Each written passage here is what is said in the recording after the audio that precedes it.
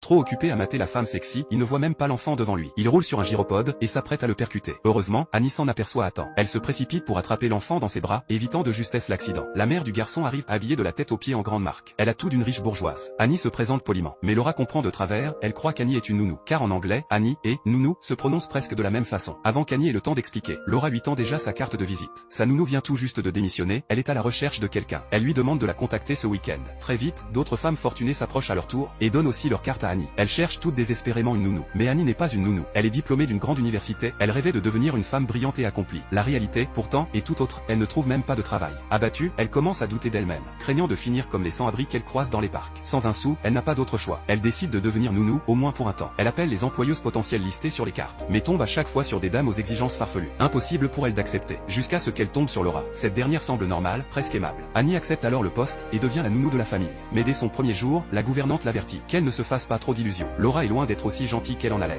Elle est extrêmement exigeante et renvoie ses nounous à la moindre erreur. Plusieurs sont déjà passés avant Annie. À table, Laura lui laisse une longue liste de règles à suivre, pendant qu'Annie lit cette liste interminable. Elle découvre peu à peu la maison. La cuisine est plus grande que son salon et le meuble à chaussures déborde de marques de luxe. Annie choisit une chambre vide pour s'installer. En s'allongeant sur le grand lit moelleux, elle se surprend à se dire qu'elle commence à aimer ce boulot. Mais cela ne dure pas longtemps. Alors qu'elle se détend dans un bain chaud, Laura entre brusquement dans la salle de bain. Annie sursaute. Laura lui annonce sèchement que ce n'est pas sa chambre. Puis elle l'emmène dans une minuscule pièce, juste à côté de la buanderie bruyant. Une ancienne remise transformée en chambre de service. Sa première mission, aller chercher Grayé, le fils, à l'école. Laura exige qu'elle arrive au moins une demi-heure à l'avance devant les grilles. L'après-midi venu, les nounous s'agglutinent devant l'école. Les enfants sortent un à un, mais Grayé ne se montre pas. Une autre nounou la prévient, Grayé est un vrai petit démon. À peine a-t-elle fini sa phrase que le garçon surgit et donne un violent coup de pied à Annie avant de s'enfuir en riant. Annie le poursuit aussitôt, mais l'enfant est incontrôlable. De retour à l'immeuble, Grayé s'allonge dans l'ascenseur et refuse d'en sortir. Annie tente de le convaincre, sans succès. Alors que les portes vont se refermer, elle bloque le passage avec ses bras. À ce moment-là, Grayé se redresse brusquement, lui arrache son pantalon et s'enfuit en courant. Le contenu du sac d'Annie se répand sur le sol. Il file dans l'appartement et claque la porte, puis passe une main sous la porte pour la narguer. Annie lui attrape le doigt au vol. Juste à ce moment, un voisin sort de l'ascenseur et la découvre, les pantalons à moitié baissés. Une scène très embarrassante. Annie se rhabille précipitamment. Le voisin reconnaît la situation, encore une des bêtises de Grayé. Il le connaît bien, c'est un ami de la famille. Avec son aide, Grayé accepte enfin d'ouvrir la porte. Mais ce n'est que le début d'un long cauchemar pour Annie.